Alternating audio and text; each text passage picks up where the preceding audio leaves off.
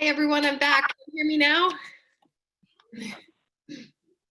Yes, great. Okay, wow, sorry about that. I was having, I don't know, technical difficulties, which happens all the time. But anyways, I was saying, welcome back to Songs of Hope Conference. We're ready for a great week 2. We had a fabulous week 1. So we're just super excited to get started here today. We have a great lineup today. We have our own Christopher Vuk, who's going to be talking about how to work with music in the home, which is so exciting. We have Marliese, who's going to be joining us at the 1 o'clock session, who'll be talking about Maria Montessori's cosmic plan. If you don't really know what that is, then you're going to learn about it and how we can apply that to our own lives when trying to deal with and think about COVID-19 and how we're all getting through with it. And then we have our Spanish session with Shirley Leon, who is going to be talking about RAI and infant Montessori. For our whole new Spanish chapter that we have for this second week, which is just so exciting. So we've expanded to different languages in a third session, and it's just it's so fabulous. So let's get started. Since I was running a little late due to my technical difficulties, and I would like to introduce, for anyone who doesn't know, Chris Vuk. So let's learn a little bit about. Let's see, where did my thing go? Okay, I had it up and then I had to change everything. So let me pull up and we can learn about Christopher Vuk and all the wonderful things that he has done and what he'll be talking about today. So Christopher Vuk received his Bachelor of Music, summa cum laude, on scholarship from Berklee College of Music. He's also an alumnus of the University of Northern Iowa and Longley School of Music. His former experience is inclusive of various fields, however, all connected to the world of music and education. He is trained in infant toddler Montessori, and he's the current CEO of Rock and Roll Daycare. Prior to rock and roll, Christopher founded Contemporary Music School, School of Groove, in the heart of Cambridge, whose philosophy was centered around giving its students and musicians opportunities to form bands and perform in front of live audiences on the stages of popular jazz and rock clubs in Boston. While running the music school, Christopher created the Boston Music Festival and Cambridge Arts Festival, which gathered over 100 bands together to give them a platform to share their music and talent with the people of Boston. For the last 10 years, Christopher has served as the music director of the Boston String Quartet. Several signature projects of the quartet include the Exhibis World Orchestra, which combine music and education, inspiring over 10,000 middle and high school musicians across the country to push the envelope of traditional orchestra repertoire, introducing them to the genres of world fusion, jazz, Latin, rock, and Celtic music. Within the last couple of years, Christopher has been honored to be invited to participate in the Goldman Sachs and Babson College 10,000 Small Businesses program, which brings together some of America's leading young entrepreneurs to both learn from them and share common experiences and knowledge.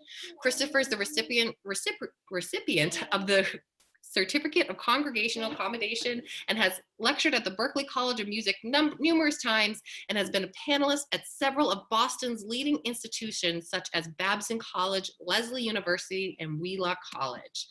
And today we are so excited to have him here to share all his knowledge. He's going to discuss simple strategies that can be used in your home or classroom to make learning music together a reality, which I think as any educator or parent is a tool that you always want, something you want to, know more about and have those tips and resources. So we're so excited for his session, and welcome, Chris. Hey, thanks, Barbara. Appreciate that. So yeah, as Barbara said, I'm really excited to talk to you about music in the home, and I'll be uploading my book, Music in the Home, to the website on opendoormontessori.com/conference later this afternoon. So anyone that would like to take a look and read it, all these resources are in there. So yeah, very excited to talk with you about some of my own strategies that I've used in my own home. As I said throughout the conference, you might have heard me say I have 4 of my own kids. I have an 8-year-old daughter, Arella, 6-year-old son, Altair, and then 2 identical twins, Arden and Eldar, who are both 4 years old. And so finding ways to make music work in the home is really, really important to me, not just as we've brought music into Rock and Roll Daycare, but also in my own home. And I'd like to share with you some ways that I've used it myself. So first off, I wanted to introduce you to a couple of friends of mine. Maybe friends is pushing it a little bit too far, as I don't know them personally, and they are long passed away. But please meet Shinichi Suzuki. Now, you might have heard this name before. Shinichi Suzuki was a Japanese man who created an incredible and beautiful program called talent education, or the mother tongue method. And Suzuki was born in the year 1900 and was actually a contemporary of Maria Montessori, who we've heard so much about. I don't think they ever met, but if you have read any of Montessori's books and if you read any of Suzuki's books, you'll notice that a lot of ideas in common. And I think he was a beautiful man with beautiful ideas.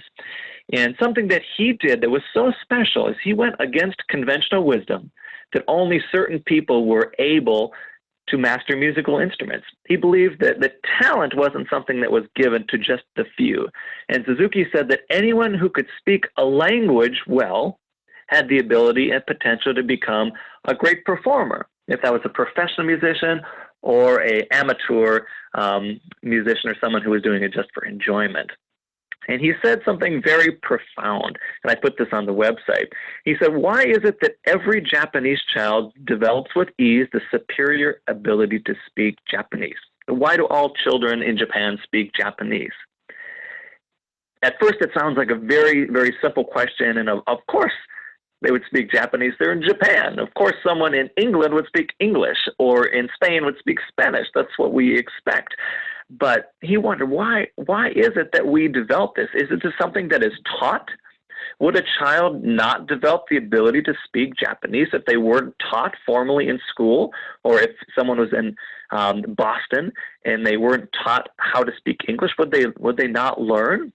Well, Suzuki thought that the secret of fostering human ability lies in speech and this mother tongue. And he said, when one does one's utmost to teach and motivate children, yet somehow the results are less than fruitful or less than good, then surely the approach used must be misdirected somehow. I like to think about how we approach the Montessori education and how we're trying to almost indirectly teach children how to learn. During COVID-19, we spent so much time on calls like this or virtual sessions. I've been teaching my own classes online to 7, 8 elementary school children. And it's been my goal to almost sneak the learning in. As we do something fun, we engage together, but indirectly we're showing them something that gets them excited, motivates them to learn, challenges them to discover, to solve, and to experience something. And I think Suzuki was onto something here. He so believed that if someone can learn Japanese by spending time with a mother, with a father that speaks Japanese, then what would happen if they did that with music? What if mom or dad learned music alongside of their child? What would happen? Well, before I tell you a little bit of my own story, let me also share about another friend of mine since childhood. Again, not someone that I personally met, but I think you'll probably all know this individual. His name was Albert Einstein. He was a hero of mine as a child, someone my dad always talked to me about. I read a number of his books, and I always wanted to be a scientist because I would read Einstein's works and was so fascinated by him. Einstein's second wife, Elsa, like in Frozen, said something very interesting about him as a young child. Apparently, Einstein learned how to play the violin because his mother was a pianist and violinist. And Elsa, his second wife, said, as a little girl, I fell in love with Albert Einstein because he played Mozart so beautifully on the violin. He also plays the piano, and music helps him when he's thinking about his theories. I love to reflect upon that. I think someone was talking about this one of our sessions last week and how we take time for ourselves. And one of the ways that I take time is by listening to music, by reflecting, and by having that quiet time where I don't have any purposeful things that I'm doing. I listen to music, and it lets my mind go. And I figure if Einstein was doing it, then it's probably a good idea if I'm doing it. Now, he said something really profound about Mozart that really goes into a lot of what I want to speak to you about. And Einstein said that Mozart was so pure that it seemed to have been an ever-present in the universe. It was almost like it was waiting to be discovered by the master. And in this respect, Einstein saw Mozart is almost like a musical physicist, someone who seemed to find his special sound in the most cosmic essence of harmony. And there's so many great stories like this, people that are experiencing music in a very deeply personal and impactful way, from Shinichi Suzuki to Mozart, who also learned alongside of his dad. Mozart learned from his father, Leopold, and along with his sister, Nanini. And they toured, actually, all throughout Europe, playing as a family band. I've had the opportunity to tour with a family band years ago, a rock band called Scarlet Fade, 4 children who were managed by their mother. They're all teenagers. And it was just such an incredible thing to see them play together. And I have 4 kids of my own, as I mentioned, so one of my secret passions is that maybe some days they get older, they'll all play together, and it'll be an absolute delight. So Barbara mentioned a little bit about my background. I had the wonderful opportunity to be able to perform as a violinist all over the United States and in some places in South America and in Europe and Asia. And during my career with the Boston String Quartet, I had the opportunity to record with John Mayer, perform with Paul McCartney from the Beatles, Herbie Hancock, Gloria Estefan, individuals from Riverdance, Celtic Women, Grammy-winning Turtle Island Quartet. And it was an incredible, incredible experience for me. And when I started having children of my own, realizing that the touring lifestyle wasn't so much of a healthy lifestyle, which made me move into a transition, which led us, my wife and I, into the wonderful field of early childhood education. So I want to tell you a little bit about my story, as it is, I think, will give some ideas about how you can relate and do music in your own home, which is the subject of today's talk. So when I was 6 years old, I started the violin, and it was a passion of my mother. She was really in love with the violin, from the music that she'd listened to and what she knew about it. She wasn't a professional musician. She was a clarinetist. She studied in elementary through high school how to play the clarinet and played in band, but she was always fascinated with the violin. And it was her passion for me to be able to learn an instrument, and she chose the violin for me when I was 6 years old. And it was something that I wouldn't say I had a lot of choice in the matter. I went to my lessons, I practiced, and my mother really did the essence of Suzuki, and she learned alongside of me. And music became a language that I learned with my mother. And it became a very deeply personal language to me, being so young as I was.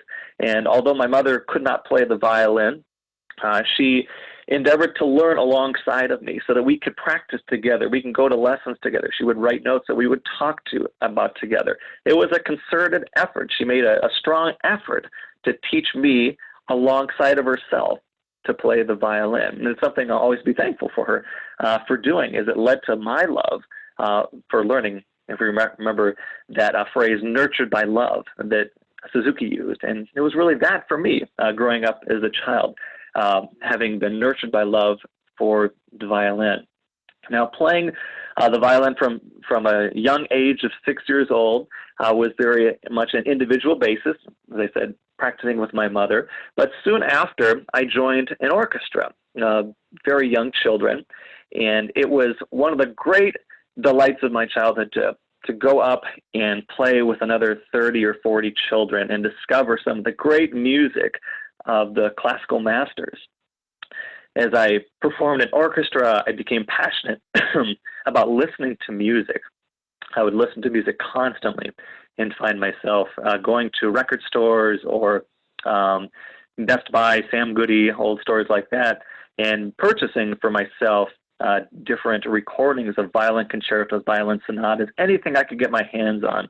And when I became older, I became obsessive about spending time in the library. Yes, I'm a nerd, and I loved spending time just listening to old records of violinists and pianists and great musicians perform. As I performed more in the orchestra, I had one of the great opportunities. I remember it was before a concert that the orchestra was doing. My violin teacher, who was also the the conductor of the orchestra asked me if I wanted to perform a solo. I'd never performed a solo before, so it was a very strange idea for me to play myself in front of all these other people, just me. And I was a little terrified about it. And of course, at first I said, no, I do not want to do that. I don't want to perform a solo. But she kept on asking me, and eventually I said, you know what? I'm going to do it. I'm going to do it. And I remember going up there as a little kid. I don't know if I was 7 or 8 years old, and I played my my little solo for a few minutes, and it was magic. It was so wonderful to have that experience for me, and it really changed my life and how I pursued music. I was so excited about that. From then on, I lost a lot of my shyness or nervousness about performing as an individual or in a group, and I went to really go after those type of solo performances.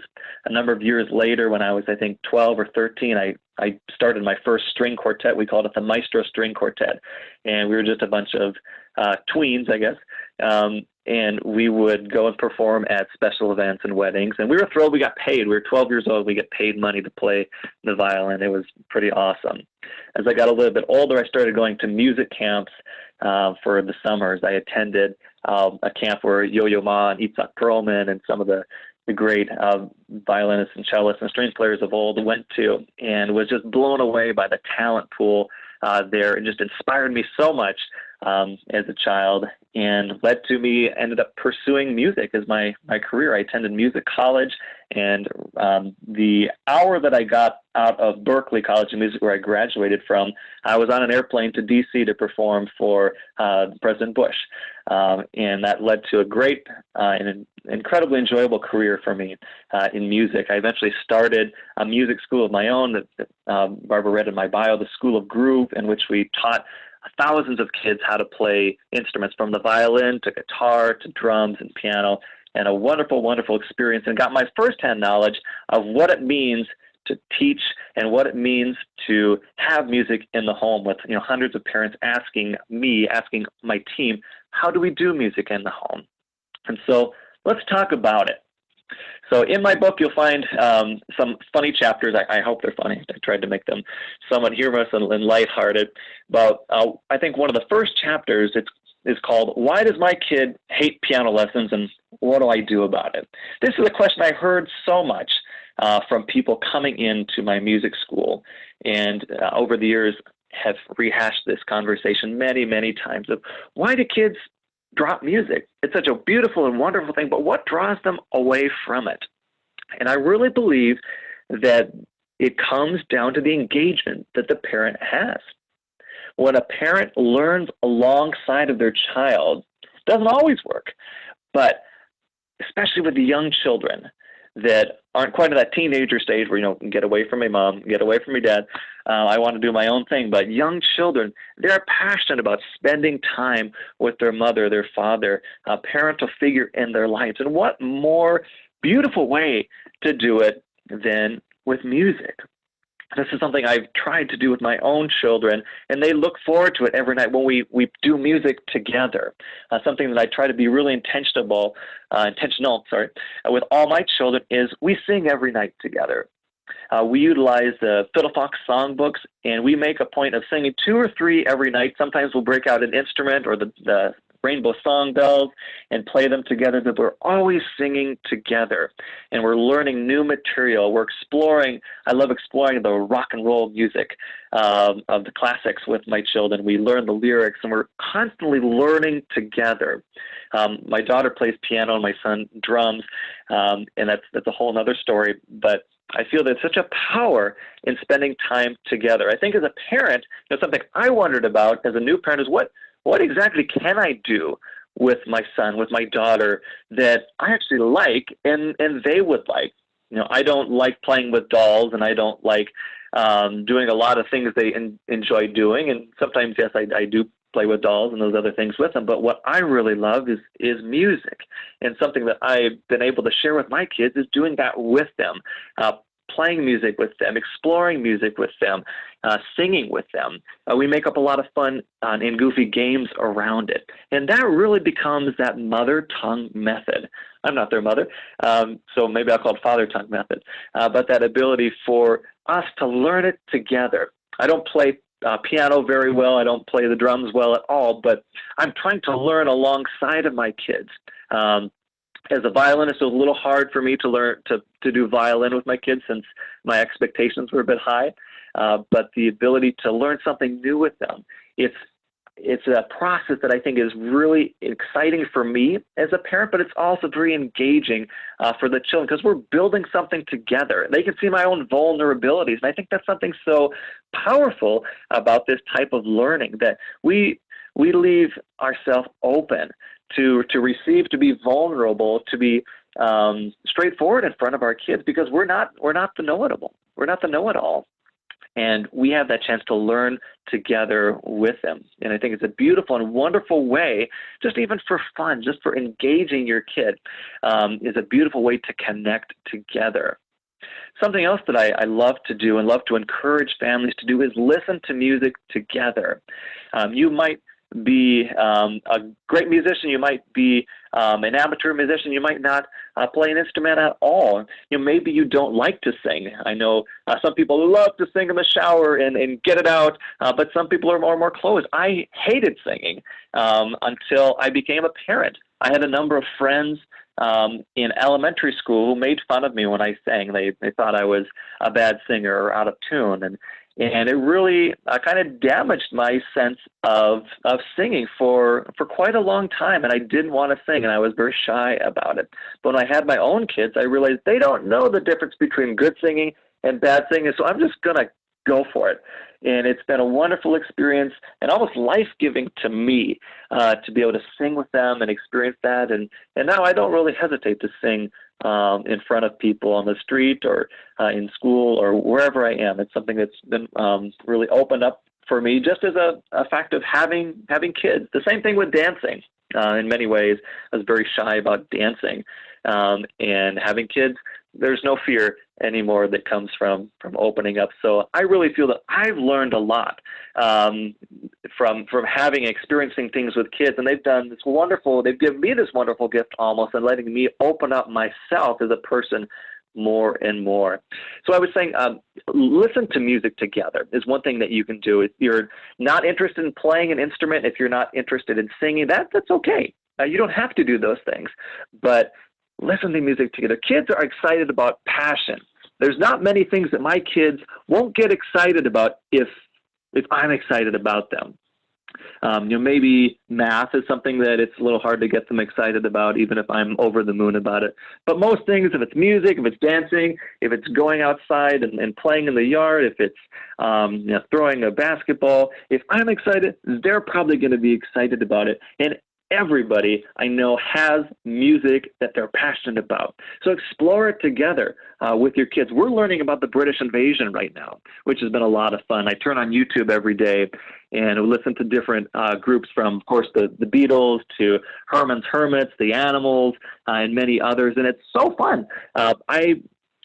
I regret that I didn't learn more about rock and roll as a young person, and I have a hard time identifying a lot of bands that wrote certain songs, and it's been, again, a learning experience for me as I'm learning along with my children about rock and roll, classic rock in the songs, and actually learning the lyrics. I'm terrible at lyrics, but we've been learning them together by following along on YouTube. So this is something you can share your passion with your kids about. Learn about the musicians you love or composers and listen to their music together. Talk about it.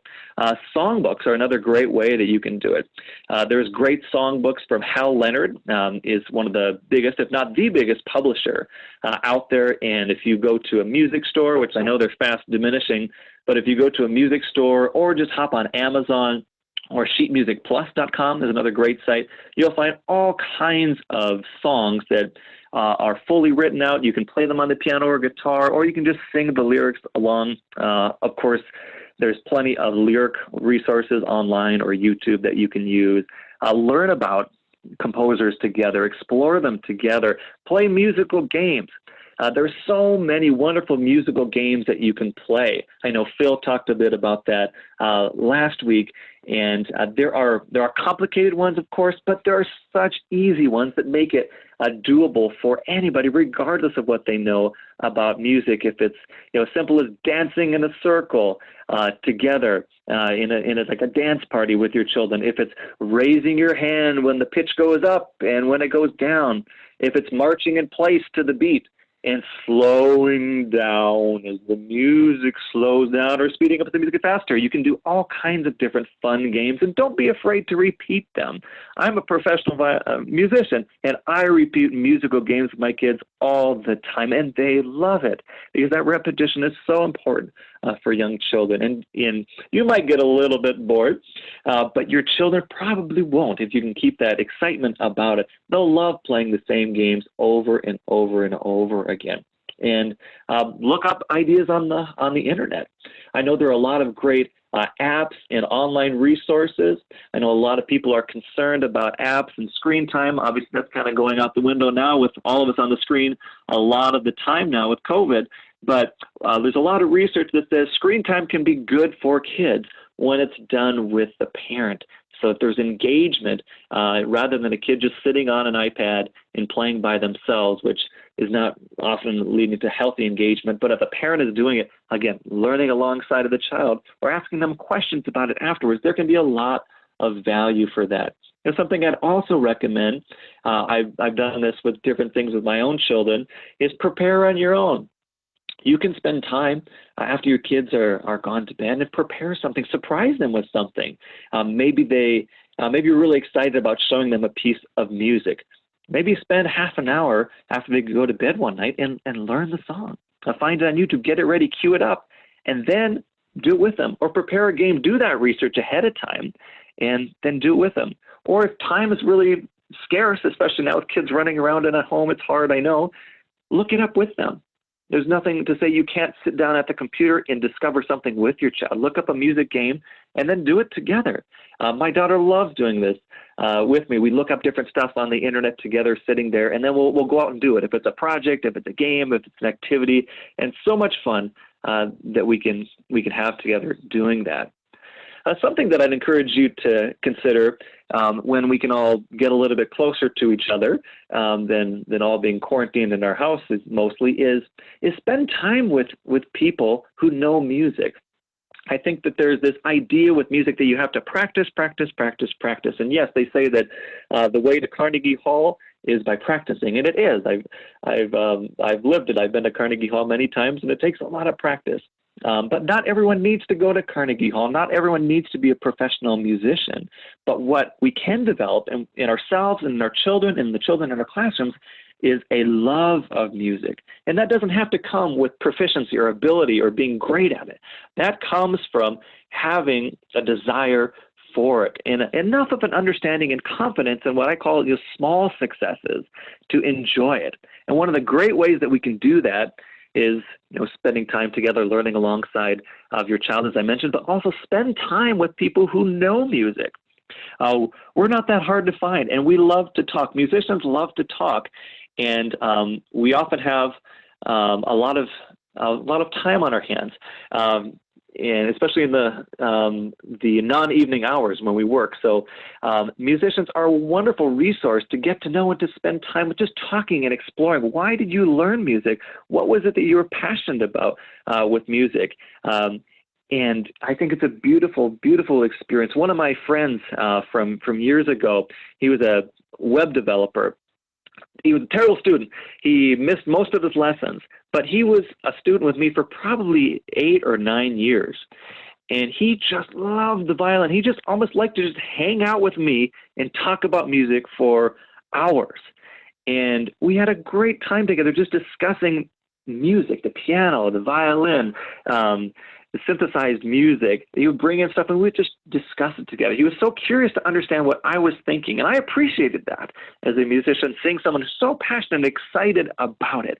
And I think that's a beautiful thing that as parents we can give to our children. And my hope is with Rock and Roll Daycare, we are able to do that by bringing in great musicians and having children listen to live music and have the opportunity to talk to them, to learn from them. Not that we learn necessarily just to play the notes, but we learn that magic that music has and the passion and excitement behind it. So how do you nurture a love of music? Well, a big thing to me is time. As you can probably hear in my talk here, time is a big deal to me. And spending time with music is important. If that's listening, if that's playing, if that's just being around musicians. Something else, I had an interview a couple of years ago with a couple folks that play what's called Cape Breton fiddle, Donald Leahy and Natalie McMaster. They are just phenomenal players, international musicians, and they have a family of, I believe it's 6 now, children who all play the violin. Just incredible. And when I was interviewing them, they told me something that was just so fascinating to me. They said, instead of making their kids practice, for half an hour or an hour or whatever each day, they ensure that their kids hold their instrument in their hands. So they said it's not unusual for their children to be sitting and watching a television show holding their violin in their hands, or walking through the hallway of the house with their violin in their hands, or walking even outside, which is crazy to me, with a violin in their hands. There's so much just tactile, physical touch with the instrument, and that develops the love for the instrument, the love for the music. And yes, ultimately that leads to tinkering around with it, plucking on the instrument, probably playing it. It's inevitable that you're going to play it if it's in your hands. If any of you have seen the movie The Red Violin, if you haven't, I would highly recommend it. Don't watch it with your children. But it's a beautiful, beautiful movie. And one of the scenes in the movie has the main character. It shows him from a young boy to an adult, and it shows him sleeping with his violin, sleeping with his musical instrument. It's such a part of him that he can't go anywhere without it.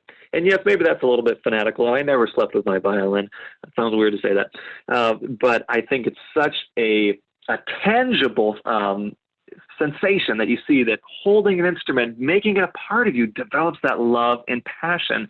And I say in my book that a relationship requires time and it requires investment.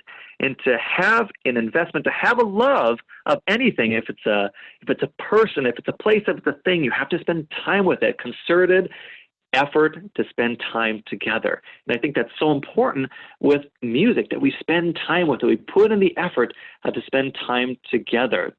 And with that, playing an instrument isn't even a requirement, as I mentioned earlier. Just spend time wallowing, wading in music, and that'll develop the love here. I think something that I've spent a lot of time thinking about, and I thank Phil Berman for talking a lot about this, is just music as a boon to our humanity, something that makes us better humans. I think Maria Montessori talked a lot about children as being the avenue towards peace. And I think children who embed music in themselves are going to be more peace-loving children and help achieve that goal of bringing more peace and more love and ultimately more beauty to the world. I think a lot about beauty in my life and think, what is it that I'm striving for as a person, as a human? What is my highest goal as a man? What is our highest goal as a species of humankind? And I truly believe that it's beauty. I believe that the pinnacle of our existence of people is beauty. And our ability to teach children that at a young age of 1, 2, 3, 4, 5, 6, 7 years old is an incredible asset, is an incredible gift that we give them as parents, as teachers, as an adults, to appreciate. Here's what you can have. Here's this magic that you can have to allow you to appreciate the pinnacle, the top of human experience. And I think it's a wonderful thing to think about that way. Something that I've been asked a lot about over the years is, when is it good enough? Perfection. How do I achieve perfection in anything? If it's music, if it's art, if it's math, what is perfection? Is it important? Do I need it? I had a college professor named Professor Hagedal, a very hard name to say, Professor Hagedal, and he had a theory that really blew my mind when I learned about it. He was a very smart, intellectual man, and we spent a lot of time just discussing theories and just exploring knowledge together, and was a wonderful teacher for me. And something that he told me that was always hard for me to wrap my head around at the time, but I've really come to appreciate as I've gotten older, was that as a musician, we should be able to play perfectly. We should be able to play without mistakes. And I translate that to other subjects. We should be able to write without mistakes. We should be able to read without mistakes. How? How do we do that? That sounds presumptuous. That sounds difficult. That sounds impossible. Well, I think it is possible because of speed. If we think about the speed at which we do things in life, if we think about academics, if we think about even our normal day-to-day lives, what if we prepared more? What if we spent time making sure we got it absolutely right? My daughter frustrates me for this very reason many times. And I have to gently encourage her, slow down. Slow down. And I'm totally guilty of this myself. I like to go fast. I enjoy it. But I encourage my daughter and myself, slow down. Get it right. Do it at the pace. Do it at the speed that you can do it perfectly. When I was learning a new piece, if I slowed down, I could get it right. My professor told me the story of Annie Sophie Mutter. You probably don't know her. She's one of the greatest violinists of the 21st century. She's performed in Boston on a number of occasions, and I've had the privilege to meet her and see her perform. She has a story as a child. She was she was practicing a very difficult piece. And she went to perform the piece in front of her peers and teachers in what's called a master class. Very common for musicians to perform in master classes.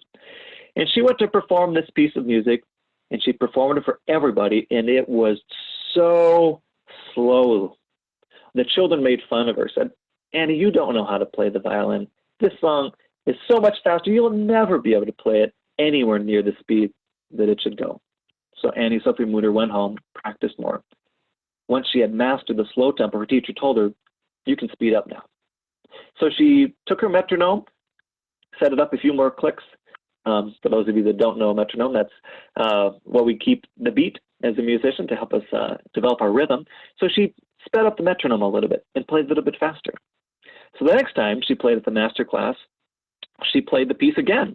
And this time it was a little bit faster, but still it was pretty slow. And again, the children made fun of Annie. She went back home, practiced some more. Her teacher told her to speed it up again. She went back a third time. This time, she played it at an average tempo.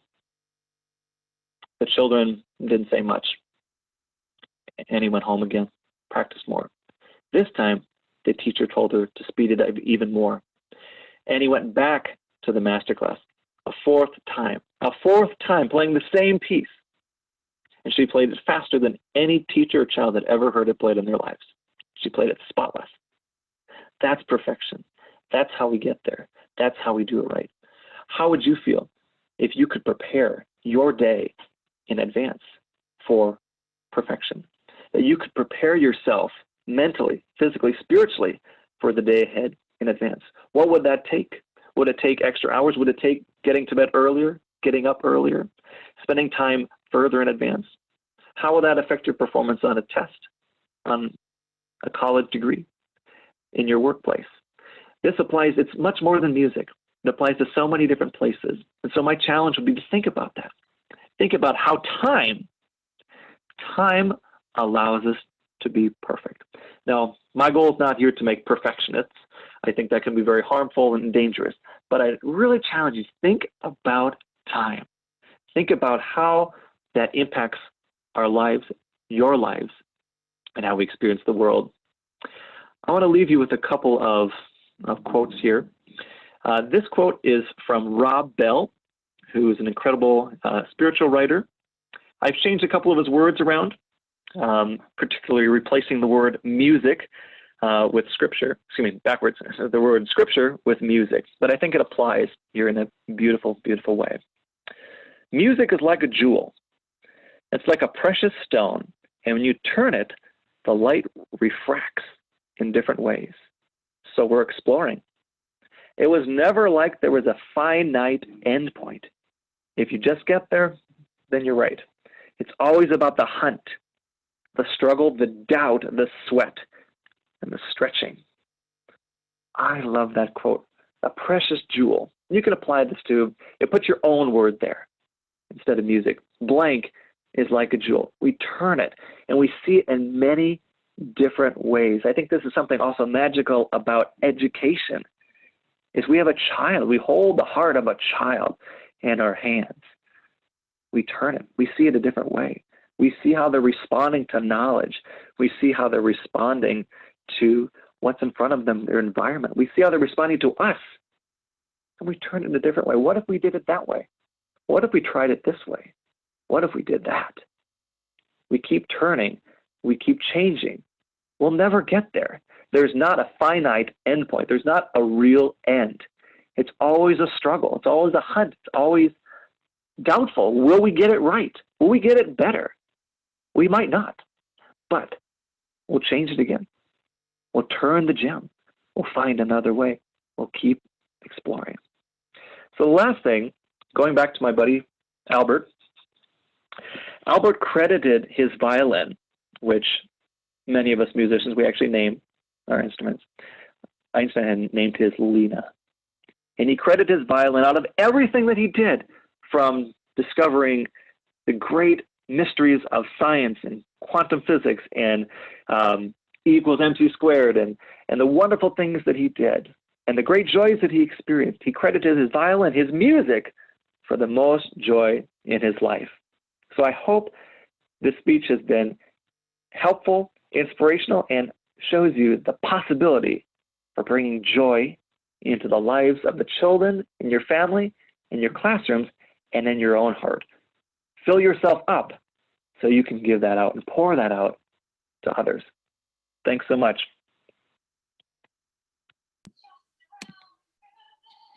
Thank you, Chris. That was so interesting to hear and get your more insights. Obviously, you know, we've worked together and I see it in the classrooms, but to have it be explained in a different way, I think you wrapped it up perfectly at the end, where you always want to be looking at those different angles and different ways that you can be doing anything. And that should certainly, you know, not only be applied to the education, but of all aspects, including music. So I've really enjoyed hearing all of that. I have a couple questions, but I want to see, I'm going to go back on the chat to see if anyone has any questions for Chris. There's a lot of comments throughout, a lot of people sharing their personal experiences with how they would play piano, and weren't, you know, either weren't very good or didn't really know what they were doing. Some sharing that their children started music and they still enjoy playing it. Patricia shared that her son is 11 and enjoys playing the violin. Lisa commented that it's exciting to learn alongside with a child. You know, they can show you exciting things you don't know, which I always love, to see how they react to it. Arminda has a question. She says, "Hi, Chris. My daughter is 13 and she has learned 12 instruments. Do you find it overwhelming learning different instruments at that age?" Oh, that's a great question. Yeah, I learned 4 instruments as a child. I learned the violin, French horn, piano, and trumpet. And I think that sometimes teachers give kids a hard time for switching instruments and wanting children to stick with something. I think there's something to be said for that. In continuity or continuing something, there is importance for that. But so much translates. If you're a piano player and you start playing the mandolin or the trumpet, there's so much similarity, and your understanding that you've already developed. Yes, you're developing a different ability to, say, use your embouchure, the lips, to produce sound on the trumpet compared to the fingers for the keys on the piano. But I think that transitioning instruments gets a bit of a hard rap from a lot of people, and I think it's okay. If the child is doing it because they're excited about trying something new, I think it can be really helpful. I think it's a little bit distracting if it's every couple of months, but if a child's trying an instrument for a period of time, 5, 6, 7 months, and they find that's not their passion, then that is absolutely okay to transition to a different instrument. I found out with my own daughter. I was so passionate about her wanting to learn the violin, and she did not like it. And I was sad. We had some tearful days where both she was crying and I was crying because of the struggles that we had learning the instrument, and that's my personal struggle with that. But she turned to the piano, she loves it, and she plays piano today. And I'm not a great piano player, but as I said before, I'm learning with her, which is a lot of fun, and she certainly likes that a lot better. So.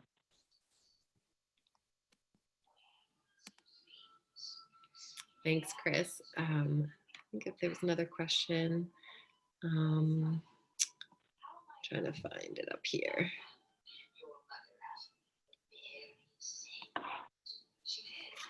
Maybe not.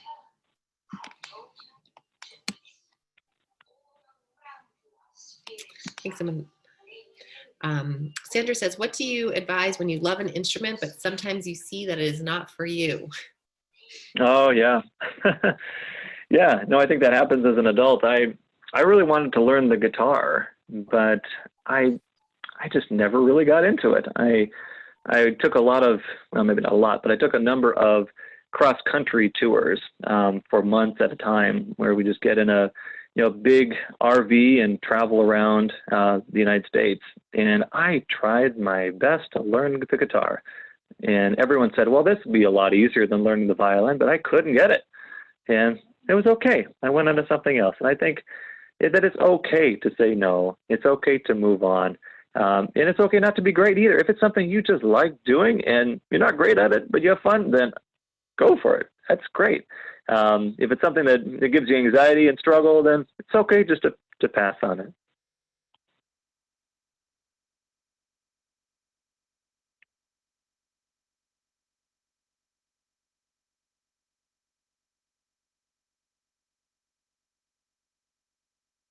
Oh, I like this question here. So I'm a toddler teacher and have often thought about inviting a musician into the classroom, not necessarily to present a lesson on an instrument, although that would be welcome, but just to sit and quietly play the instrument during the work cycle. What are your thoughts on that? More beneficial than distracting? I think that's beautiful. Yeah, I've always admired the Reggio Emilia program, and where they have the atelier with the art teacher, and I know that a number of Reggio Emilia schools have like an artist that sits and draws. I've had performances where I've been playing music and there's an artist that comes up and draws a painting of what the music is speaking to them. I think it's so inspirational. I love that idea. I think we've experimented a little bit at Rock and Roll with that in the past, with having some of our music specialists play music in the background. I think it's beautiful. And if it can be explained to the children, the purpose, so they know that it's not a music class, which might be what they think, but it's just for creating an atmosphere. And if they want to engage and look and talk about it, I think that's wonderful. And kind of like I was describing earlier, spending time with a musician, not talking about learning, but answering questions. Oh, what is that? How does that work? How do you pull the string? Can I pull the string? What's inside the box there? Why does that hole look like an F? What happens when the sound goes in to the instrument? I think it's fascinating, and bringing in different instruments. My kids and I were walking in the park the other day, and we saw a bagpiper. He was like hiding behind a skating rink and playing to nobody. And I just sat on the ground with my kids, and we listened to him for like 20 minutes. It was amazing. They were asking, what is that pipe up there? How does that work? And I think it's wonderful to have kids just get excited and ask questions about what they're seeing.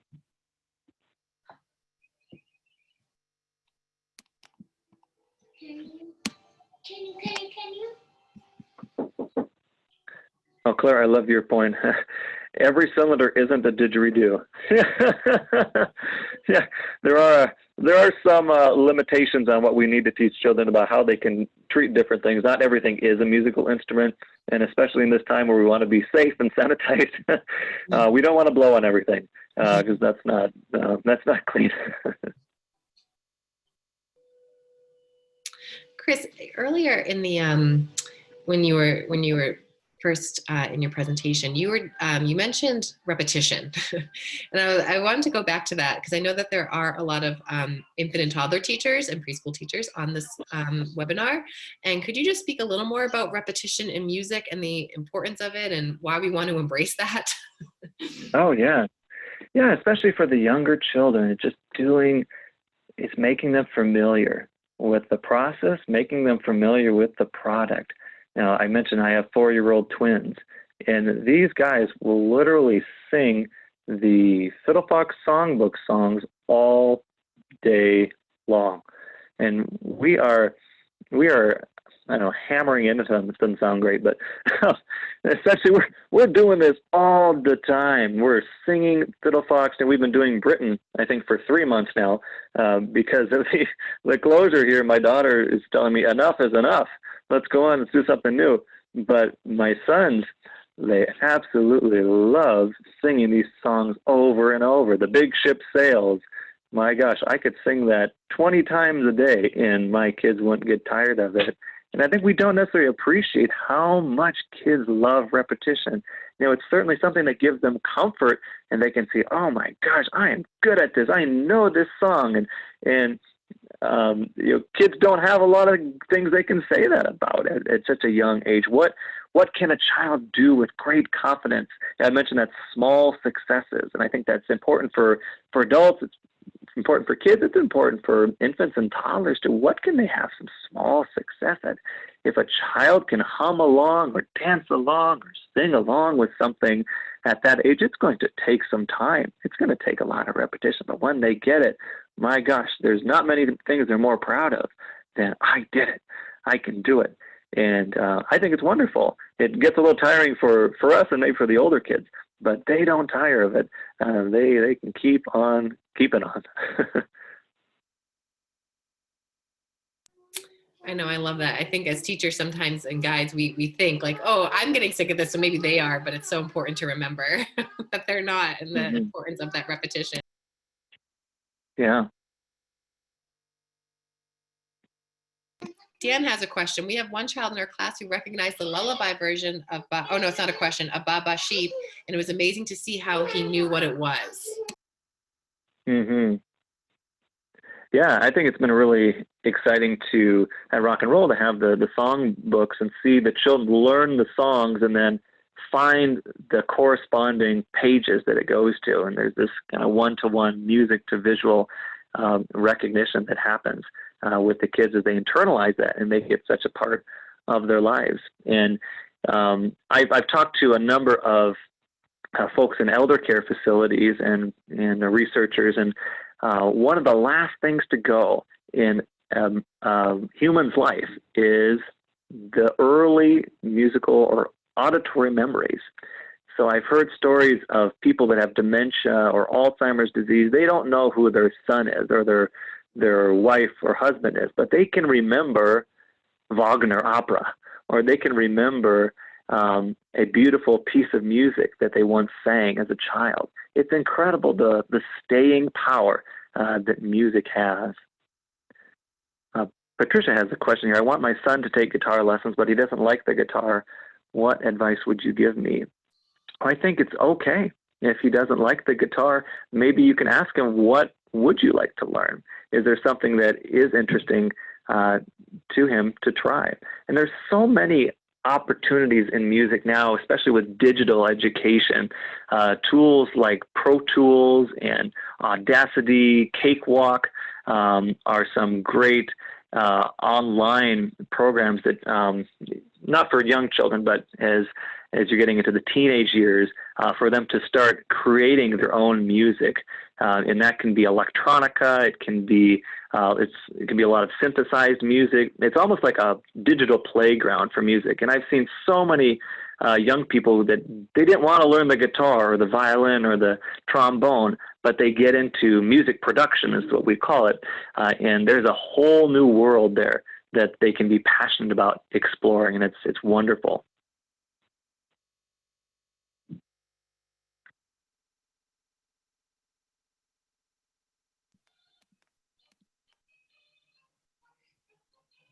Oh, yeah, Phil brought up a good comment here. Children, especially teens, don't respond well to pressure from their parents. That is the truth. If you bring a guitar into the home and then you start to learn to play, that might spark his curiosity and inspire him to pick it up. Yeah, so learning alongside your child might start with you learning first. And then if your son or daughter sees, oh my gosh, my mom is playing the electric guitar, I want to learn the electric guitar. I can do better than my mom or my dad or the drums or different instruments. So it can be we talk about that indirect learning, or kind of that magic that I talked about a little bit earlier. And absolutely, we can almost be the example for our children to see. Oh, Arminda says, I bought Pro Tools for my son, and now he's producing others. It's a great tool. Yeah, no, it's so neat. There's so many great opportunities. I think we have this musical play box available to us online and with musical instruments, and kids can explore really in so many different ways. And yeah, I encourage you to try to be creative and let your kids explore. Let them find what their passion is, and then I'll guarantee you they'll stick with it. They'll stick with it. If they chose it, if they're passionate about it, they'll stick with it much longer than if it's something that you can pressure them into. Okay. Well, I think we need to move on to the next session. I'd love to talk all day about this. I love it. And I want to make sure we get our Spanish speakers going here. So I'm going to actually help us transition. If you are a Spanish speaker and would like to attend the Spanish session, you can go to the opendoormontessori.com/conference, and you'll be able to see the stream on that page of both the English and the Spanish version of our conference. Shirley Leon is our speaker, and she will be starting right about now. I'm also going to put in our chat the link that you can go directly there and just click on it. Mm-hmm. I just put the Spanish link in too for you. Oh, you did? Oh, perfect. Okay. Yeah. Awesome. Thanks for doing that. Perfect. Okay, so we'll just take a few minutes here to transition, and then we'll get started here with Marliese. Awesome. Thank you, Chris. And you said Thanks, Barbara. Thanks, everybody. The book is going to be available is it a digital copy that's going to be available on Open Door, or just? Yes. Yep. The digital copy will be up there by 2 o'clock. Awesome. That's so exciting. Great. Perfect. Well, thank you so much. Thanks all. And yeah, so anyone who wants to hop over to the Spanish, it's so exciting that we offer the third session now, which is the Spanish session. And Shirley will be talking, like I said, Shirley's going to be talking about infant Montessori and Rye. And now we're going to, on our link, on our side, we are going to be transitioning over to Marliese, who is just getting promoted to, it's hard when you're playing host and presenter. So Chris is going to get her up on the panel and she can get settled. And while we do that, I will introduce Marliese. So let me get her bio up here. So, all right, Marliese is a faculty member at the Institute for Advanced Montessori Studies. This is a graduate level teacher preparation program, and this is where she obtained her own early childhood credential. She has served in this role concurrently with her work teaching and learning from children since 2000. She holds a BA in liberal arts with an emphasis in psychology and human development. A systems thinker by nature, her close study of various human potential models lends depth, richness, and efficiency to her practice. And today, Marliese is going to be discussing, let me pull up her wonderfully written description. How can I help the global crisis and cosmic task? So, life is complex and the world is ever in transition. What can we do to keep ourselves grounded and moving forward in a healthy and productive way? How can we best support one another, our loved ones, and our communities? Let's explore Montessori's legacy, her notion of the cosmic task, and the difference that each one of us can make. Oh, I love this topic. And I'm so excited to have Marliese join us today. She trained me both for my infant toddler Montessori and my early childhood Montessori. So I've worked with her and I know she has just this wealth of knowledge to share. And Marliese is one of these that, people can talk about Montessori, but she makes you feel it. She's so passionate and so knowledgeable. So really, really excited to have her here today. I see she just jumped on, and yay, there you are. Hi. Oh, hello. So good to see you. To see you too. Thank you for that beautiful introduction, Barb. Of course.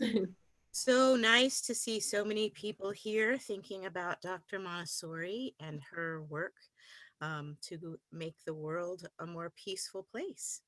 So welcome, everyone. Thank you for being here with us today. I thought really long and hard about what I could offer during this session that might be um, useful to people, that might be an inspiring reminder, maybe of things that people already know, and maybe new for some of you as well. And so, one of the things that occurred to me in thinking about Dr. Montessori's legacy was her idea of the cosmic task, and really taking a close look at what that means. Dr. Montessori was a systems thinker par excellence and a wonderful scientist and someone who just had an insatiable appetite for learning. She studied so many different things. She studied math, she studied human development, she studied anthropology, science, medicine. She really saw herself more belonging to the field of experimental psychology than education. But one of the things, that we know from our own work in Montessori is that everything is connected. And we certainly see that in her experience of life and her approach to her own learning and her approach to learning from children. So she's someone who really saw the world as the interconnected place that it is, even the universe as the interconnected place that it is. And so one of the early examples that we give to children in the primary class about how things are interconnected to help them start to uh, expand their thinking around that um, is this idea of our breathing. And we can call our attention to our own breath right now and take some deep breaths in and out. And as you are taking your deep breaths, and I'll take some deep breaths along with you, we can be thinking about how on each exhalation of our breath, we can release whatever no longer is serving us, literally and metaphorically. And when we inhale, we can take in what we need to sustain our life. And we know that one of the things we need is oxygen. And just outside my window, the trees are giving off oxygen in their exhalations, in their respiration process. The trees are giving off oxygen, which I need, and I'm exhaling carbon dioxide, which the trees need. Um, so at the very beginning of a child's journey, we can start sharing nature with them, learning from them as they explore nature, and helping them to see the many ways that all of life is interconnected. So this is a bridge for us into this idea.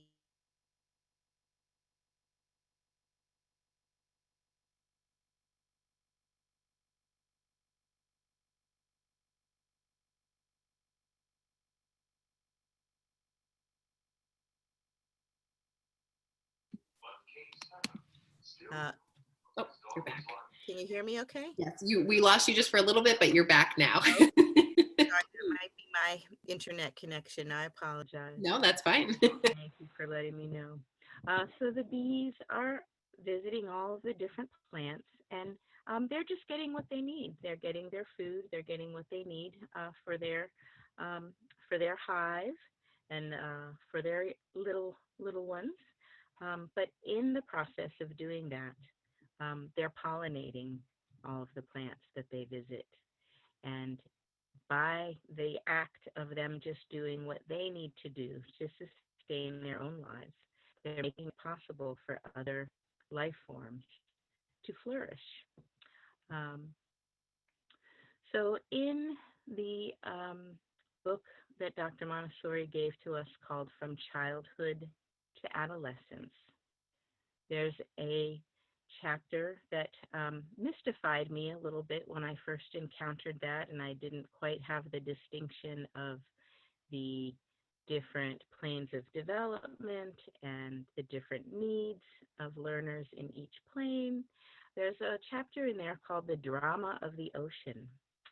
Um, and so, as I learned more about Montessori, um, I was helped by my mentors and other Montessori guides to come into a full awareness of what that chapter was doing in there, the drama of the ocean.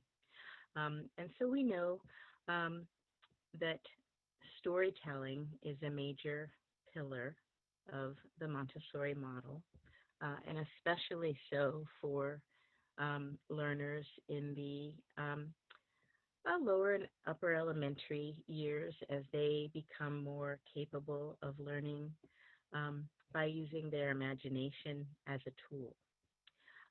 And so the stories that Dr. Montessori asks us to tell the children are not just fairy tales or fiction, although those can be important too. But when we think of storytelling in Montessori, we're especially thinking of stories about science, stories about how the world works, how the universe works, and what we know about the universe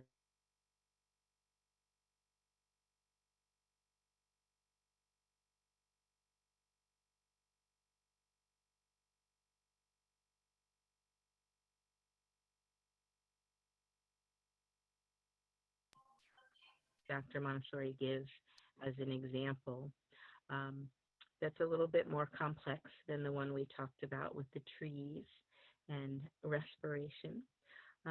But it helps us, again, to understand um, not just the interconnectedness of all things, but the role that all things play in um, in uh, contributing to the life and the thriving of um, all other life forms. Uh, so, a long, long, long time ago, when the earth was still very, very, very hot, so hot that it took millions of years, it rained for millions of years before the first raindrop was able to make it to the surface of the earth. It was so hot that the raindrops would evaporate before they even could make it to the surface of the earth. Uh, but eventually, one raindrop made it to the surface of the earth and started the process of filling up the oceans. And initially, the oceans were very hot and very acidic, um, and not many life forms could flourish in that kind of environment. But one life form that could were the cephalopods, which means foot on the head. And the cephalopods, one of the famous examples is the chambered nautilus. And you may have seen a cross section of the beautiful spiral shell of the chambered nautilus. Um, and as it happens, um, the chambered nautilus needs to build that shell.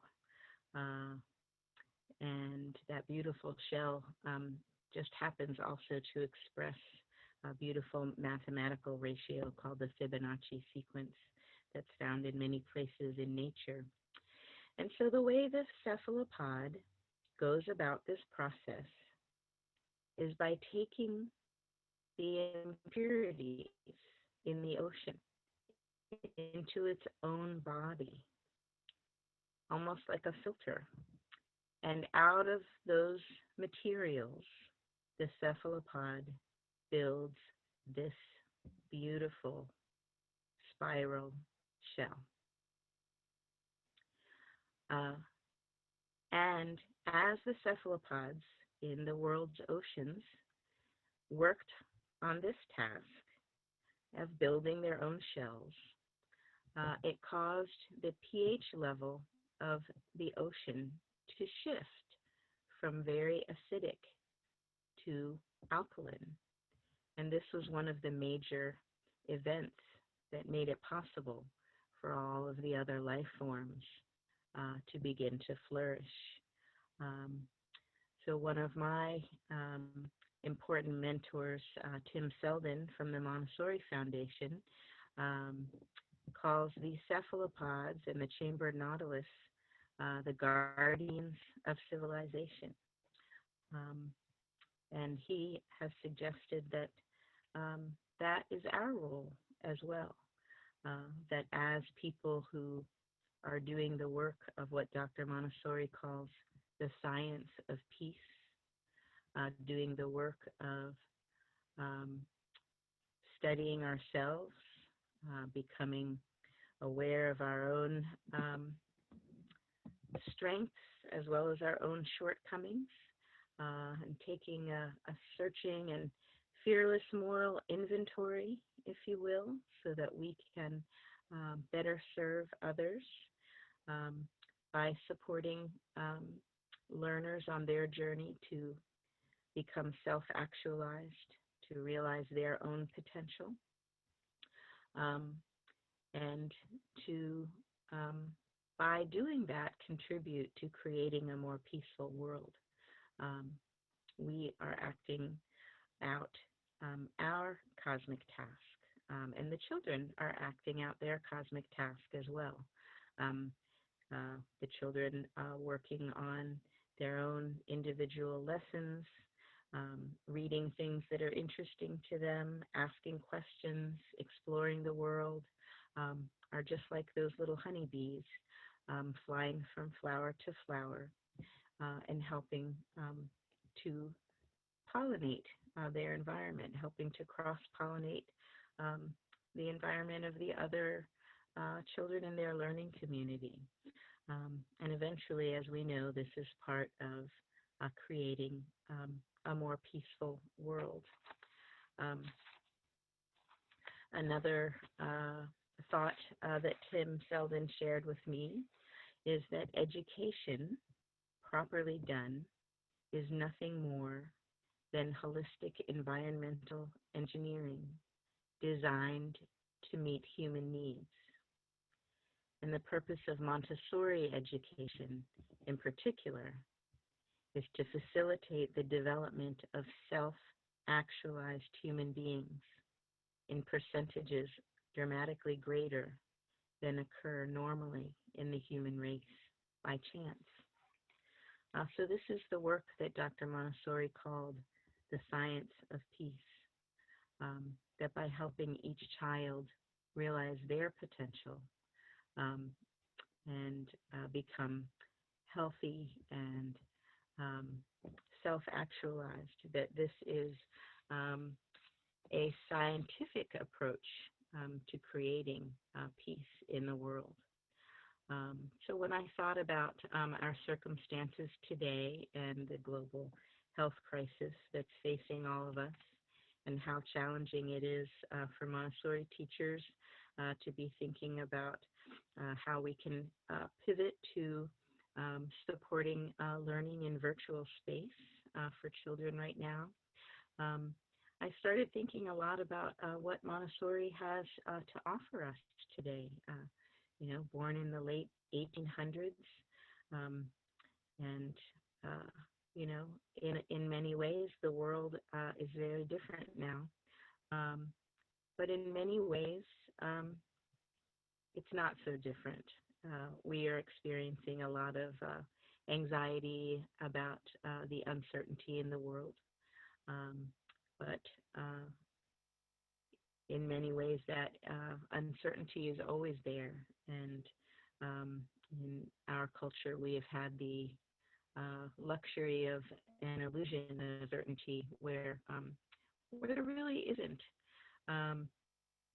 And so one of the things that we can do is really recognize that the small things, or the seemingly small things that we're doing, actually are maybe more significant than we can even realize. And just remember to take those deep breaths and give ourselves credit and appreciation for the work that we're doing to be resilient and adaptable and flexible, to learn how to use new technologies in a more and more skillful way to support this process for ourselves and children in our schools and our classes. Um, and we can also remember that Dr. Montessori lived through two world wars and um, during that process became a refugee herself and was unable to travel and had to pause her journey in India. She ended up staying in India for 7 years because her passport had been revoked when she had to flee Italy, when she had to flee for her life.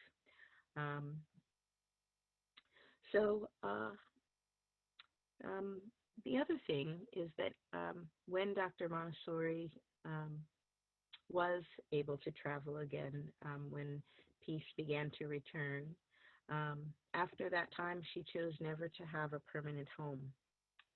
After that, she said from that point on um, that she would go wherever she was called, and that when she died, she wanted to be buried wherever she died as a symbol that she was a member of the whole human family. So it happened that she was in Holland when she passed away, and that is where she was buried. Um, but actually, her journey and the things that she experienced, we have a lot in common with her. She has a lot in common with us. Um, so,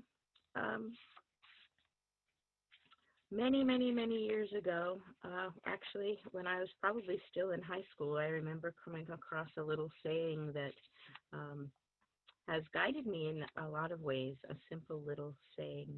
It says, if I knew the world were going to end tomorrow, I would still plant my apple tree. And one of the things that I appreciate about being a Montessori guide is that it gives me an opportunity to um, make a contribution to all of the different um, areas of life that are important to me and that I think are important to life on planet Earth. It gives me an opportunity to work with children and with families and to contribute to caring for the environment, helping children learn how to garden, um, all of those things, helping children to learn about social justice. So this is work that is ongoing for us, the work of supporting families, supporting our own families in the midst of all of this in ways that are different from maybe what we're used to. Um, Gandhi said, "Be the change that you wish to see in the world." There's another saying that says, "If you wish to change the world, stay home." And whenever I hear that, I always think of Dr. Montessori's urging to us that the real preparation for becoming a Montessori guide is the study of ourselves. And so we have a perfect opportunity to do that now, to think about our own journey as a learner and to really deeply reflect on that.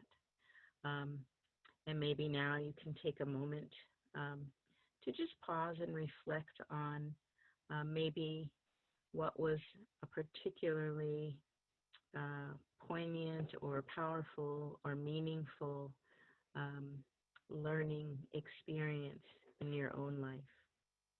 And as you pause to consider what have been meaningful learning experiences in your own life, you might start to notice what some of those experiences have in common for you. You might start to notice your own emotional state. You might remember your emotional state. You might remember some visceral experience that you had in your body. You might experience remembering joy or fun or connectedness. And so those are things that we can still bring to our own learning process, um, and contribute to sharing with children. Um, I also want to share with you the names and a little brief stories about some other thinkers who have a lot in common with Dr. Montessori. Um, One is Riane Eisler. She was also an anthropologist, like Dr. Montessori, studied anthropology. Riane Eisler was a family law attorney, actually, turned anthropologist, and she also was a refugee during wartime and witnessed the incredible injustice of um, poverty and structural injustice.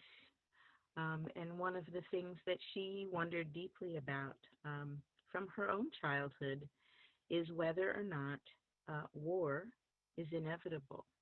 And she really devoted her life to anthropological research to try to answer that question. And one of the things that she found um, is that there's a lot of evidence in the anthropological record that war is not inevitable, that the way cultures look is not inevitable. We always say, well, that's just how things are.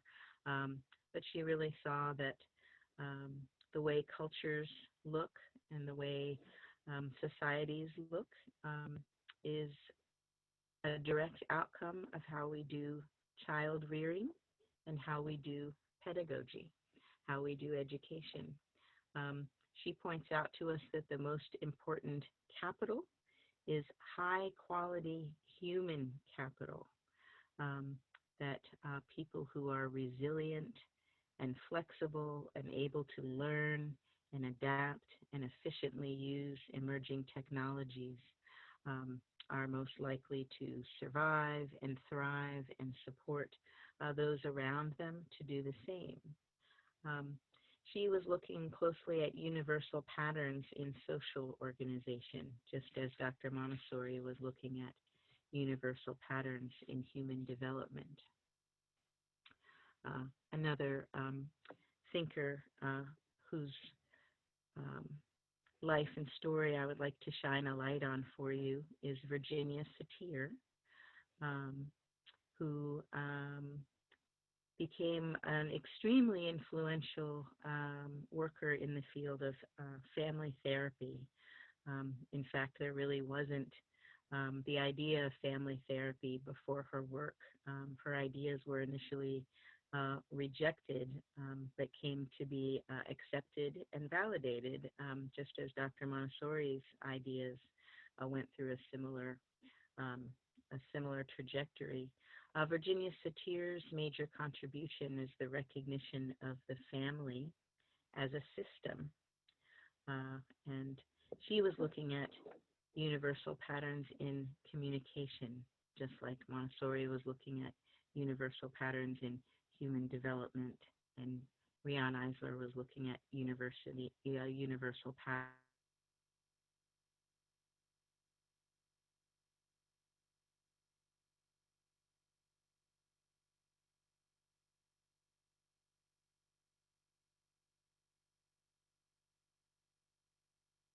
females working. They were all females working in a male-dominated profession. Um, they were all systems thinkers, and they were all seeing things in a really new way, in a way that initially maybe wasn't well understood or accepted because it was so new and so different. But one of the things that all three of them were very gifted at was helping to make that process transparent for people, helping people to see what they saw, helping to illuminate these universal truths. And so all of them were working with universal patterns. Um, so in Montessori, we're working with not just the whole child, but the whole world. We're working with the whole child in this physical and social and emotional and intellectual sense. Dr. Montessori said, give the universe to the child. And so we're trying to offer everything we can to children when they're in a very absorbent period in their life, um, and realizing their unique potential and supporting them to discover their gifts and share them. Um, and we try to do that in the context of a peaceful learning community, uh, with an eye toward uh, the recognition that by doing this, um, we are helping to make the world a more peaceful place. Dr. Montessori correctly recognized the relationship between individual mental health and the creation of peaceful cultures and peaceful societies. And she saw that this wouldn't be um, just the most expedient way to transform the culture, but ultimately, perhaps the only way. Gandhi, in his correspondence with Dr. Montessori, wrote to her, Madam Montessori, I am in agreement with you that if hope and help are to come, it will be from the children of the world.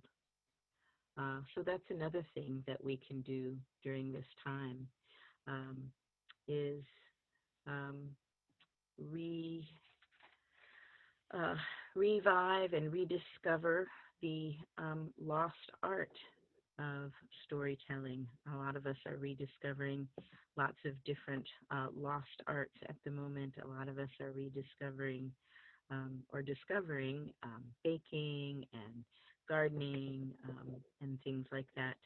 Um, but another possibility is rediscovering storytelling, and not just telling stories to children or to one another, but also listening to stories that children have. Um, uh, Recently, I had an opportunity to talk with some children um, about their gifts, what they thought their own gifts were, and what they thought um, uh, their own superpowers were.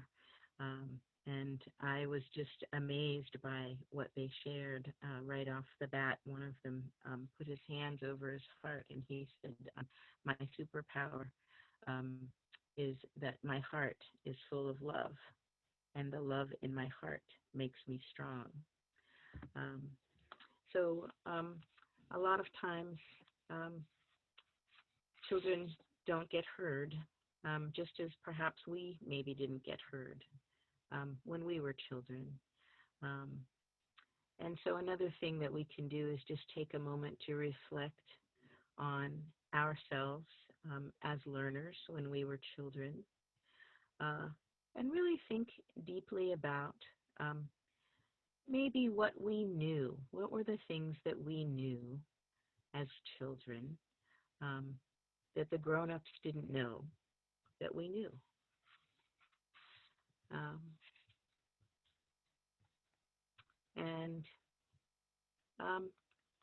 maybe also consider um, how our life um, might be different if the grown-ups in our life had been better able to recognize or understand um, the wisdom that we carried with us into the world as children. Um, and this is something that Dr. Montessori recognized, is that it's important for us to humble ourselves in this way, that children have gifts for us.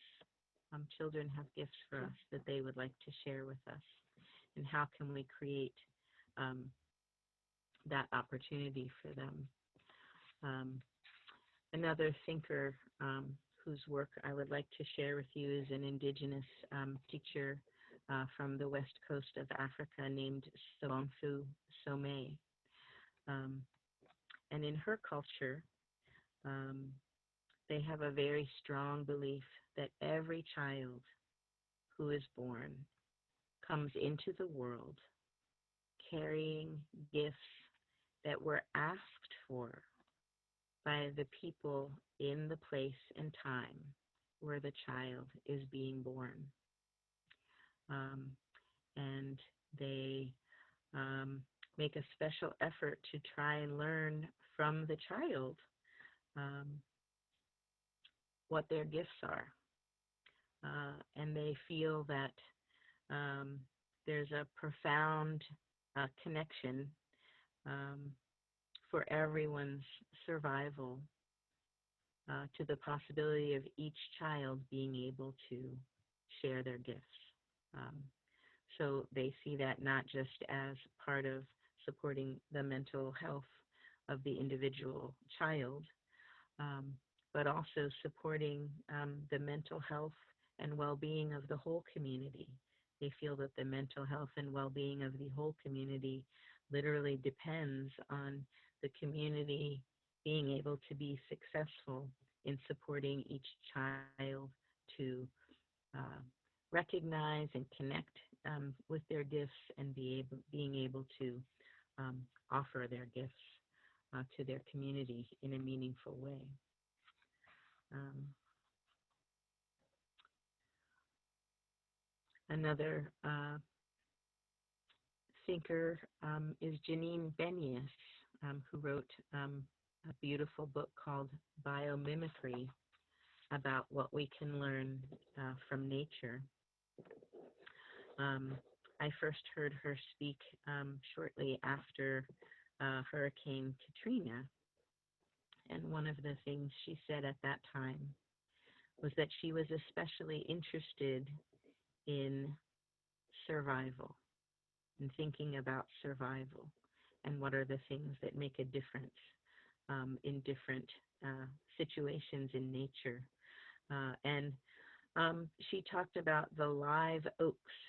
The live oaks, a kind of oak tree that was in that area.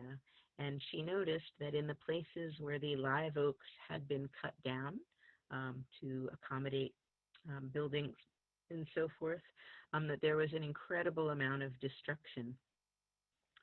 And in places where the live oaks had been left standing, there was less damage to buildings and surrounding areas. And so she got curious. She wanted to know why that was. And one of the things that she found out through her research is that the live oaks have a very special characteristic that is just a feature of their species, but is also, as we can see, their cosmic task. And so the live oaks have very interesting leaves, and only in very, very high winds, upwards of 120 miles per hour or so, in very high winds, the leaves of the live oak curl up into cylinders, and they redirect the wind up and over anything that's around them. Including one another. So they're protecting themselves and one another. But this would be another example of an expression of a cosmic task. So just like those live oaks, anything that we're doing right now to care for ourselves, to take care of our own survival, even if it's something that doesn't feel productive, even if it's just something like slowing down, taking deep breaths, resting, doing small tasks, reflecting, those seemingly small things are big things. They're part of us expressing our cosmic task. And so one of the things that Dr. Montessori wanted to help us understand about that is that for human beings, there's a special distinction about our cosmic task, which is that It's unique for every human being. So, in other words, all live oaks share the same cosmic task, and all honeybees share the same cosmic task, and all um, chambered nautilus, all cephalopods share the same cosmic task, and so forth. Um, but when it comes to human beings, you are the only one of you that there ever has been in all of creation and time. And you're the only one of you that there ever will be. And of course, this is something that we share with children when we celebrate their birthdays and um, walk around the sun and help them begin to think about their own uniqueness and recognize the uniqueness of the members of their learning community.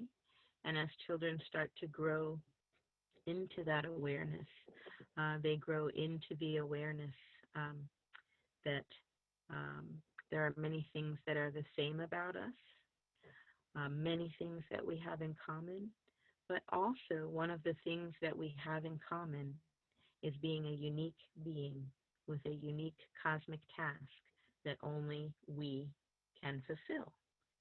Um, so if you're here on planet Earth, incarnated in a body right now, then this means that you are making a huge contribution. And we might not even be able to come into a full recognition of that, but at least we can have that spark of awareness that by us doing our day-to-day things, that we are expressing our cosmic task, and we can reflect and start to grow into an awareness of what that is, so that we can become better and better at facilitating this miraculous process called normalization, which Dr. Montessori says is the single most important result of our whole work.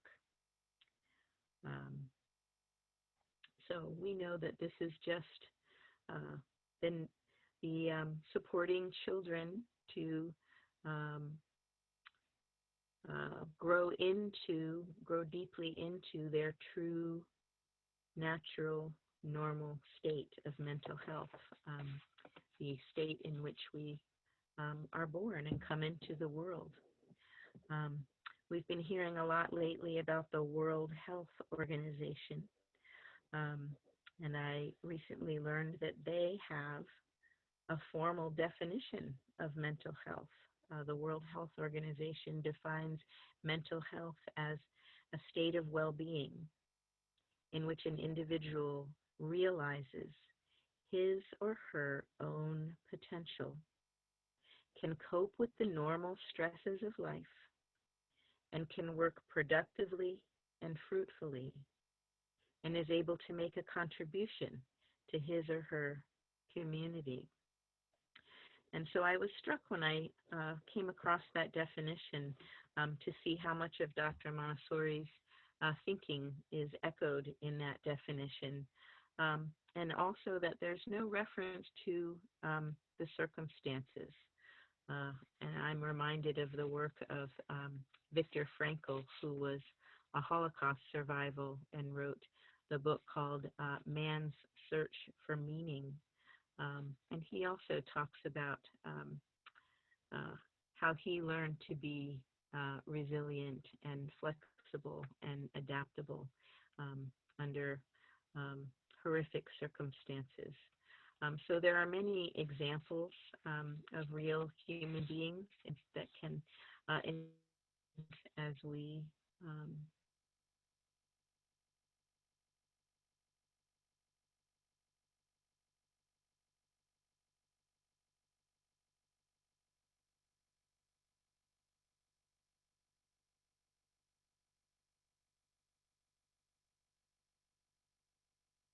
oh, before we start taking some questions, I wanted to shine a light on one more thinker for you, a man named David Loy, Loye, who happens to be married to Riane Eisler, who we talked about earlier.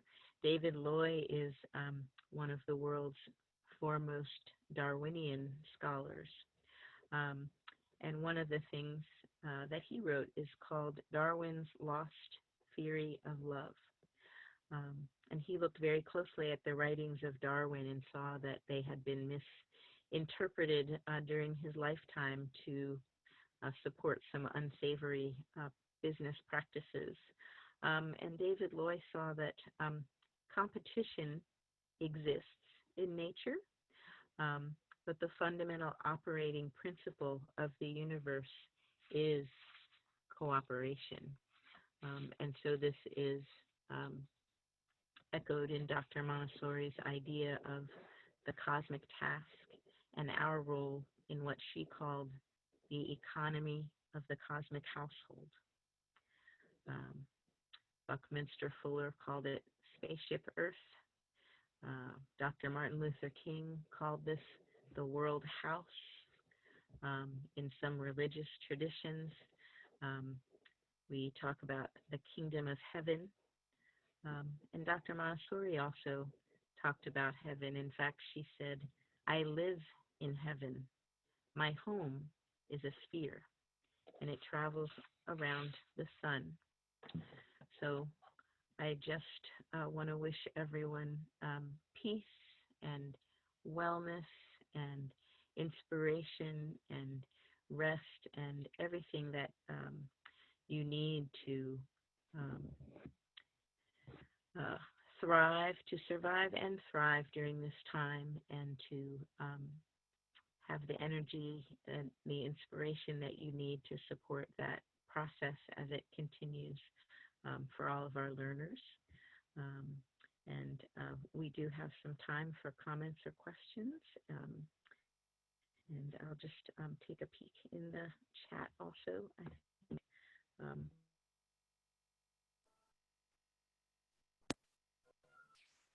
Hi, Marliese. Thank you. Can you hear me? Yeah, I can't hear you. Oh, there we go. Oh, perfect. Gotcha. Thank you. That was so beautiful. And to hear your reflections of Maria Montessori's work and how that applies to mental health for us today, and remembering that we all are unique and have that cosmic task, I think is just words that everyone needs to be hearing at a time like this. And your piece helps to bring that out in myself, and I'm sure in a lot of others who are on this webinar as well. And I was as you were talking, and actually before that, I have a question. Do you have a list of those thinkers that you discussed in your webinar today? I would be happy to share that with you so that you can pass that around to anyone who's interested in learning more about them. And I'll just say really quickly that many years ago, I had what I thought was a brilliant idea. I thought that I would try to read everything that I could find that Dr. Montessori read. And so I started going back through her books and trying to make a list of all of the thinkers that she made a reference to, so that I could go back and read everything that they read, that she read, and everything that they wrote. Well, of course, I have not gotten around to that project of a lifetime, but it did help me to really appreciate all of the research that she did and all the different sources that she used for her own inspiration. And one of the things that she said, in quoting Sir Isaac Newton, is that we're standing on the shoulders of giants. That's what helps us to see further. So thank you for asking, and I would be glad to share those resources with people. Thank you.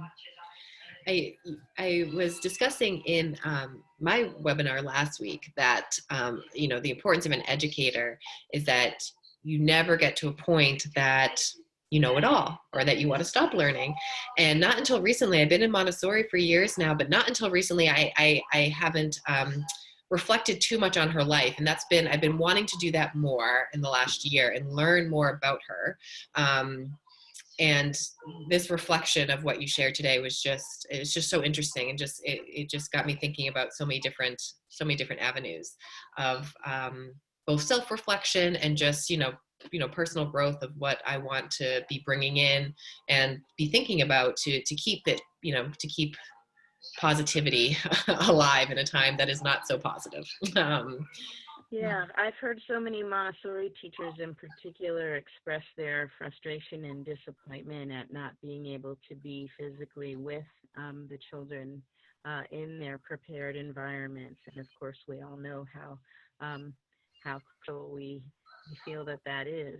And so I just want to make sure that people really know that even though we're home and physically isolated, that we're not socially isolated, and that we can be intellectually connected and emotionally connected and connected via these new technologies. So thank you to Open Door Montessori and Songs of Hope Conference for providing this platform for us to connect and come together and figure all this stuff out and support one another during this time.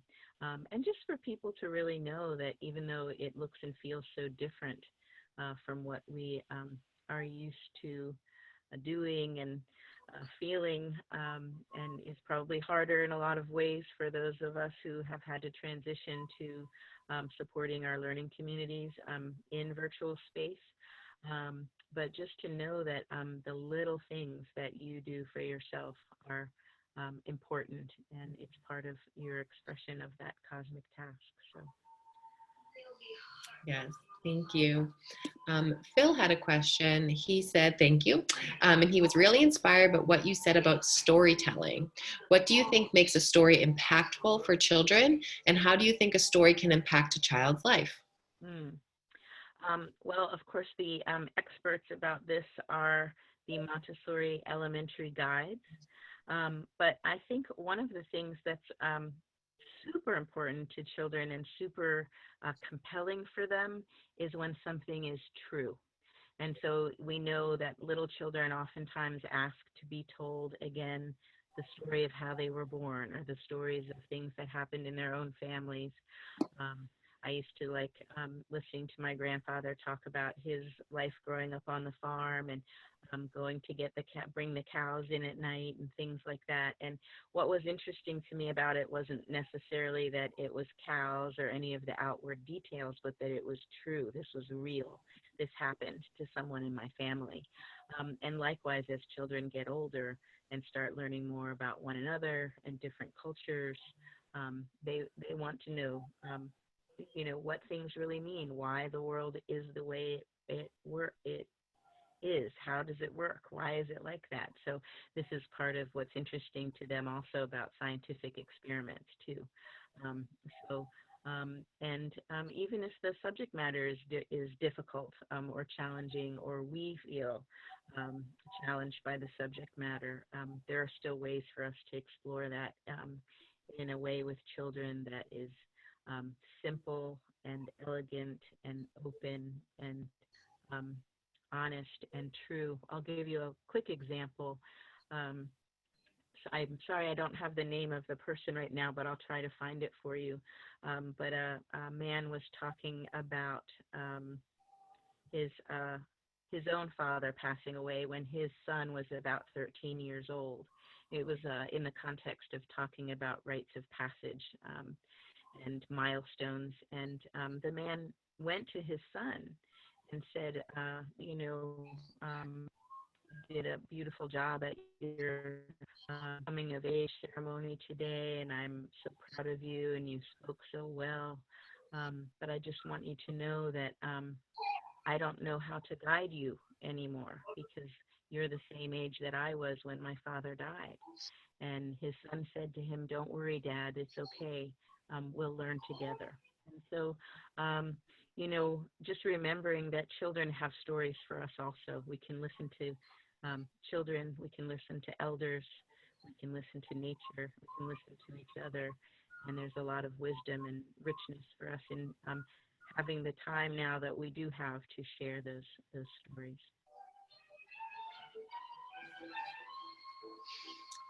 Thank you. That our session before was about learning music together. So this kind of brings it, you know, how we can really help, you know, be a part of that process with the child, and doing it alongside of them. And so when you had said that, it reminded me of our previous session as well.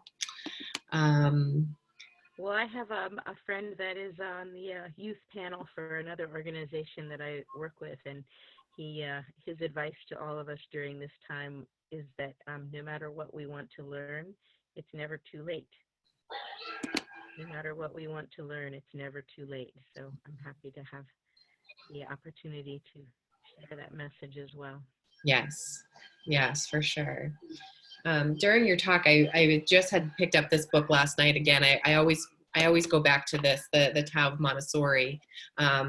And this last part reminded me so much of what you were saying. So I'll do a little story sharing, not storytelling, but a little story sharing about, because I thought this, as people, if they have any more questions, you can put it in the chat. But the last chapter of this book says, what has brought you to this practice? What has brought you to this book? For validation, for guidance? Are you looking for authority? You are your only guide. There will be people who will forge paths for you. There will be teachers and colleagues and parents and children who will help to shine a light down the dark wooded path. There will be companions who walk with you, some briefly and some for a lifetime, but every step is yours. You are your only guide. Listen in your heart. If a book or a poem or a song or a piece of advice speaks to you, it's only because it helped you translate your own heart's language. We are still like that soft wax of childhood. We can be pressed and pushed. We can change our shape by the manipulation of the people around us. But in the end, we have the same density, the same volume, the same capacity we had before they touched us. You are your only guide. We share some purpose in this divine, beautiful, chaotic unfolding. Some of us will find it early. Some of us will never realize we were even looking. There are truths: simplicity, patience, compassion. Offer them to yourself as readily as you offer them to the children before you. Offer them to the children as readily as you offer them to yourself. It's all the same in the end. You are your only guide. And I just thought, you know, that a lot of what you were saying spoke to that. And I love the reflections of this book, and I haven't pulled it out. I should pull it out more, but this is another great tool if you are looking as an educator to reflect on your teaching and what, you know, what your meaning is, both in the classroom and now that we're home.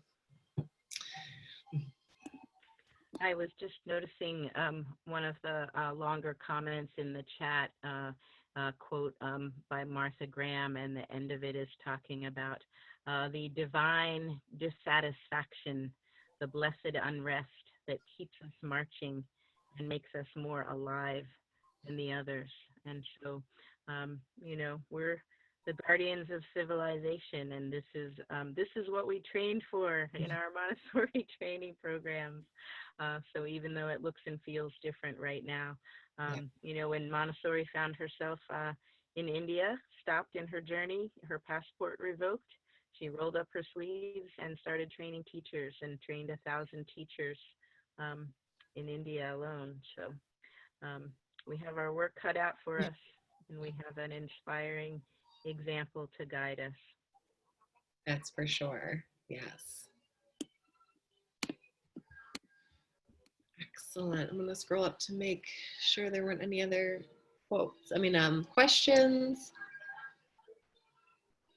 This reflection was so beautiful, and it's inspiring me to do some more reading. So I'm looking forward to that. And like you said, you know, it's so great that we do have this platform. This is why we made it a free conference, just so we can all have this discussion. Because if, you know, not everyone has someone who can have these, you know, these discussions with, and it does just help spark some type of hope, or, you know, whatever it is that you need in your life. And I feel very thankful that we all get to connect and share all different aspects of this, because it's just very needed. Yes, this is perfect timing for this project, and thank you so much to you and everybody that is working on this and came to be a part of it. It's urgently needed, and it's a beautiful thing to do, so thank you. Yeah. Hi, Chris. Hey, well, I just wanted to thank you, Marliese, for being a part of this. I really enjoyed your presentation. That was wonderful, very beautiful presentation. Thank you. I hope Yeah. everyone has a wonderful afternoon and working on their cosmic tasks. Right. And for tomorrow, we're going to be seeing Annie Briner, who is one of our co-founders for Open Door Montessori. So she'll be presenting at 12 o'clock about how to build a Montessori community for all ages. I know many of you are looking forward to Annie's presentation. And we have Derek Kayongo, who is a very exciting individual, and is going to be talking about how he built the Global Soap Project, even though the odds stood against him as an African child coming into a new culture. He's got a pretty amazing story. He's been through a lot of trials in his life, and I believe he's got a very powerful presentation. So we'll see you at 12 o'clock and 1 o'clock tomorrow, and we'll have a great session. So have a great afternoon. Thanks for joining us at the Songs of Hope Conference for Open Door Montessori. Good night. Thanks, everyone.